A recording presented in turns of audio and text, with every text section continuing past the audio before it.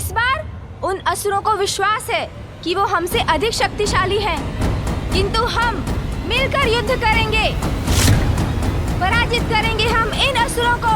असुरों की प्रत्येक पराजय का प्रतिशोध लेने का अवसर है। सदा के लिए असुर साम्राज्य स्थापित करने का अवसर है। हमारे पास सत्य है, धर्म है, बुद्धि और दूरदर्शिता के सागर ब्रह्मांड के शिल्पकार विश्वकर्मा जी, साहस, शक्ति और रणनीति में कुशल देव सेनापति मेरे ज्येष्ठ भ्राता कुमार कार्तिकेय और उचित मार्गदर्शन के लिए ज्ञान सिंधु गुरु बृहस्पति का साथ प्राप्त है हमें। महागुरु शुक्राचार्य का मार्गदर्शन प्राप्त है मुझे। मेरे युवा एवं शक्तिशाली मंत्रीगण दुर्योधन, नभस, हस्ती रणनीति और सेना के मार्गदर्शन में मेरे सहायक बनेंगे। हम देवताओं के पास अमृत है और हम ही उनके वास्तविक रक्षक भी हैं। ये हमारा कर्तव्य और दायित्व है कि हम किसी भी अयोग्य और कुपात्र के हाथों में उसे जाने ना दें, क्योंकि अमृत केवल सृष्टि और जगत के कल्याण के लिए ही है। संजीवनी विद्या है हमारे गुरुदेव के पास। इस संजीवनी विद्या से हम असुर पुनः जीवित हो सकते हैं। सदा के समान इस बार भी अच्छाई की ही विजय होगी और बुराई की पराजय। आज प्रथम बार बुराई भारी पड़ेगी अच्छाई पर। आज आप सभी त्रिदेवों के समक्ष उपस्थित हैं।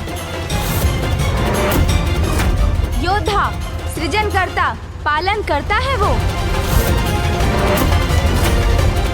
उनके दिव्य प्रकाश और दिव्य शक्ति की सहायता से विजयी होंगे हम। अनेकों असुर राज आए और गए, किंतु आज मैं अंधकासुर असुर सेना का नेतृत्व कर रहा हूँ और सभी दिव्य शक्तियों के साथ मैं भी हूँ आपके साथ। प्रथम पूज्य, शुभता का विघ्नहर्ता और दुष्टों के लिए विघ्न करता।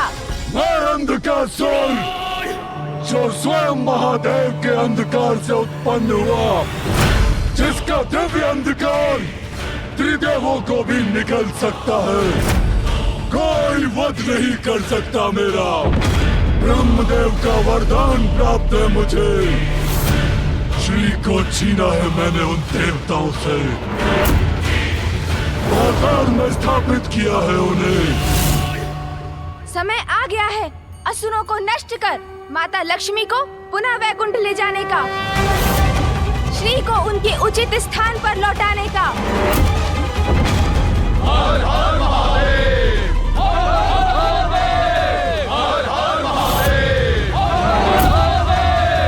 महाराज अंधकासुर की, महाराज अंधकासुर की, महाराज अंधकासुर की, महाराज अंधकासुर की। देवता यहाँ तक आ गए हैं हमसे युद्ध कर श्री को लौटाने के लिए, किंतु अंधक ने उन्हें अपने छल से बंधक बनाया है। उन्हें हमसे छीनकर कोई नहीं ले जा सकता। महाराज अंधकासुर की, महाराज अंधकासुर की। धर्म की, धर्म की। हर हर महादेव, हर हर महादेव, हर हर महादेव, हर हर महादेव। प्रथम पूज्य श्री गणेश जी, अब उचित समय आ गया है। हमें प्रतीक्षा नहीं, आक्रमण करना चाहिए। हाँ गणेश जी, देवसेना तैयार है, उत्साहित है। बस आप आदेश दीजिए।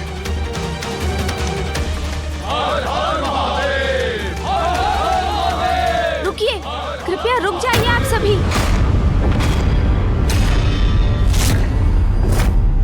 अपनी उत्तेजना में विवेक खोकर नहीं, संयम और धैर्य से उचित योजना के साथ युद्ध करेंगे हम।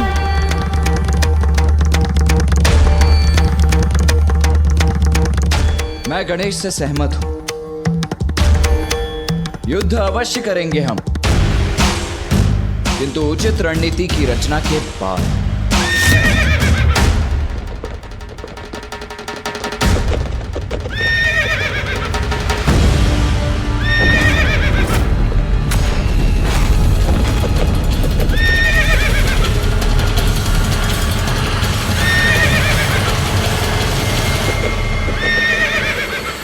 ये उस रथ पर आरूढ़ होकर कौन आ रहा है? कहीं अंधकासुर का कोई दूत तो नहीं है?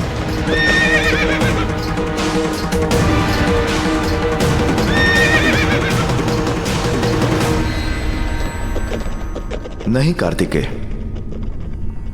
ये अंधकासुर का दूत नहीं, ये मेरा प्रिय भक्त प्रहलाद है।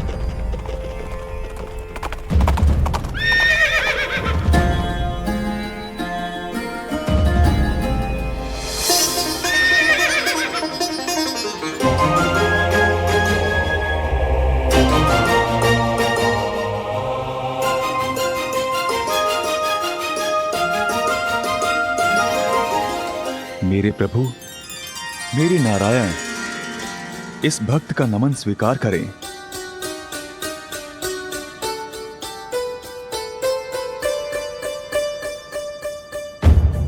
प्रणाम प्रभु।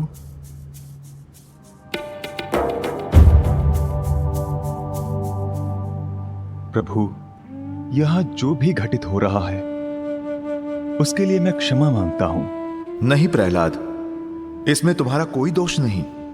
प्रभु, मेरी पीड़ा का कारण है कि भक्ति को आधार बनाकर मेरे ही कुल के असुर ने, मेरे ही आराध्य के सहभागी ने, समस्त संसार की कल्याणकारिणी ऊर्जा रूपी देवी लक्ष्मी को यहां बंदी बना लिया है। प्रभु, उस दुष्ट अंधकासुर को उसके अपराध का दंड देने आए हैं हम यहाँ।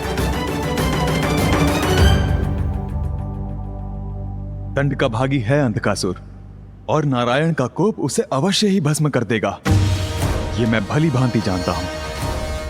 किंतु वो मेरे कुल का है, इसलिए मैं आपसे विनती करता हूं प्रभु, युद्ध से पूर्व उससे एक बार संधि संवाद कर लें। संभव है उसकी भ्रष्ट बुद्धि उचित मार्ग पर आ जाए, ये सर्वनाशी युद्ध टल जाए। अंधकासुर का कृत्य क्षमा योग्य नहीं है प्रहलाद जी, इसीलिए युद्ध तो होकर ही रहेगा।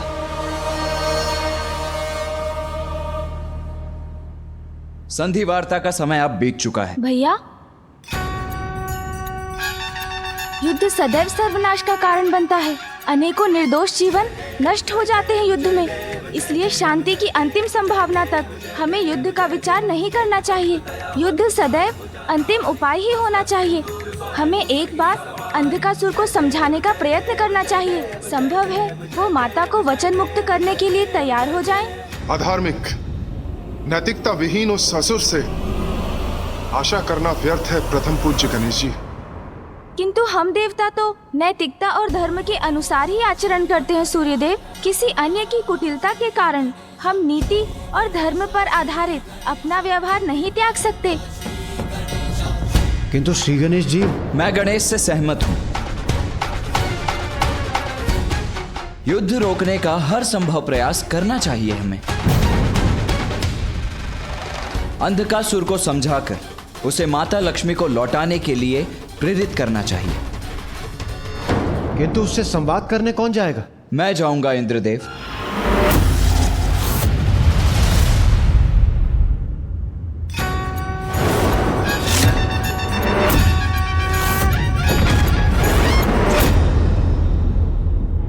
पुत्र कार्तिकेय, तुम्हारे दृढ़ एवं स्पष्ट संवाद से अंधकासुर के समझने की संभावना क्षीण है।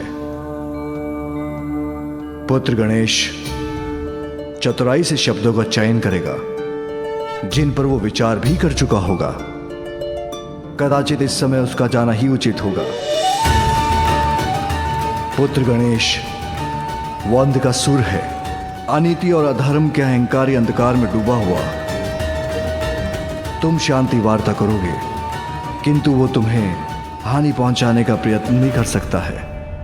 पिताश्री, मामा जी, फूफा जी, भैया और देवगण, जब आप सभी का आशीष प्राप्त है मुझे, तो कोई हानि कहाँ हो सकती है मुझे।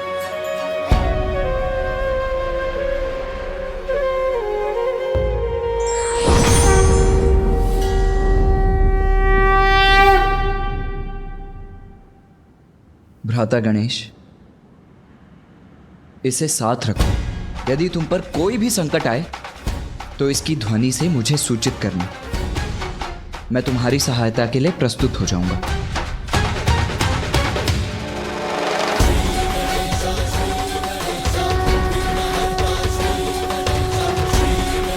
माँ, आप भी मुझे आशीर्वाद देने के लिए यहाँ होती तो मैं धन्य हो जाता। मूषक जी,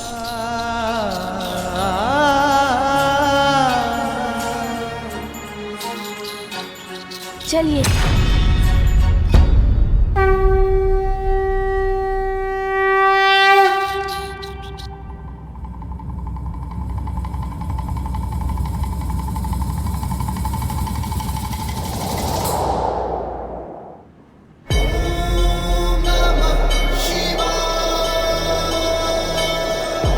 माँ, आप भी मुझे आशीर्वाद देने के लिए यहाँ होती तो मैं धन्य हो जाता।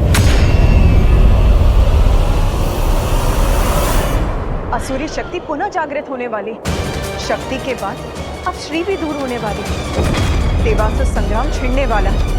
जाओ, मेरा आशीर्वाद तुम्हारे साथ है। माँ, आप सदैव मेरे साथ हैं, किंतु यदि आज प्रत्यक्ष रूप में होती तो मैं आनंदित हो जाता। जिस प्रकार तुम मेरा स्मरण करते हो पुत्र, विश्वास रखो उसी प्रकार मैं भी हूँ तुम्हारे साथ।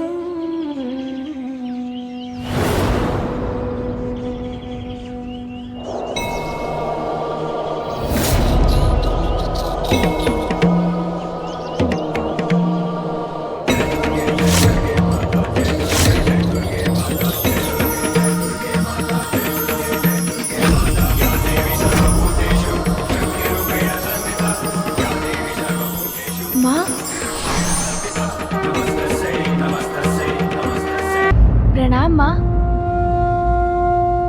रुको पुत्र, तुम एक अत्यंत महत्वपूर्ण कार्य के लिए जा रहे हो, इसीलिए तुम्हारा अपने वाहन मूषक से नीचे उतरना अनुचित होगा पुत्र। तुम आश्वस्त रहो, मैं तुमसे दूर होकर भी तुमसे दूर नहीं।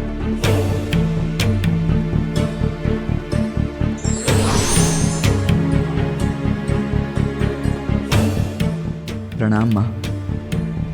आपका ये पुत्र आपके दर्शन पाकर कृतार्थ हुआ। कल्याण हो पुत्र, तुम्हें देखकर मुझे भी अपार सुख का अनुभव हो रहा है। मुझे ज्ञात था माँ, आप मुझे आशीर्वाद देने अवश्य आएंगी।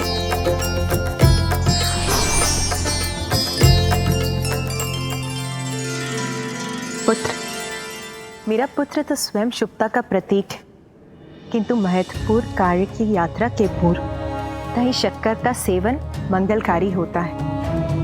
ये मेरा आशीर्वाद है कि तुम अपने उद्देश्य में अवश्य सफलता प्राप्त करो।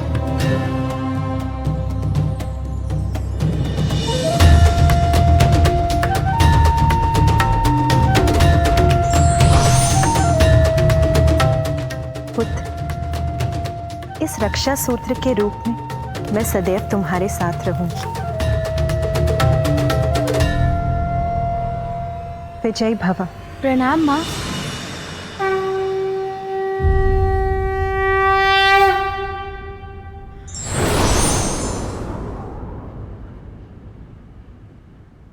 धन्यवाद माँ।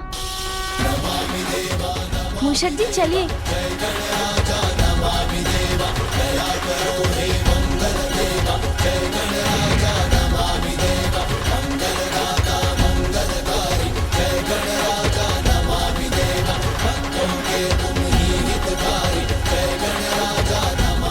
ये हमारी तरफ आने का दुस्साहस कौन कर रहा है?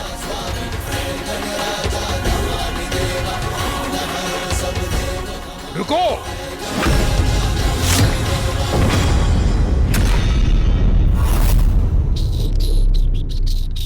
तुमने सुना नहीं? मैंने कहा रुको! शत्रु शिविर से आए हुए शत्रु हो तुम, भीतर नहीं जा सकते तुम।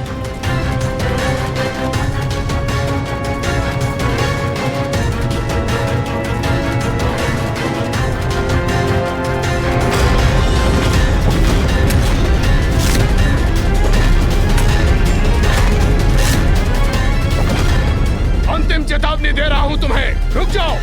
आप बढ़ते रहिए मूषक जी।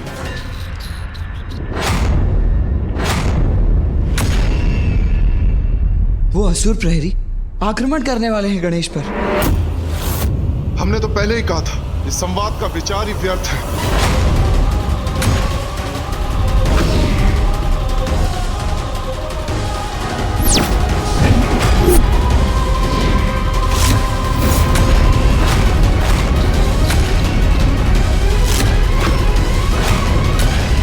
कौन हो तुम और क्या चाहते हो? शांति।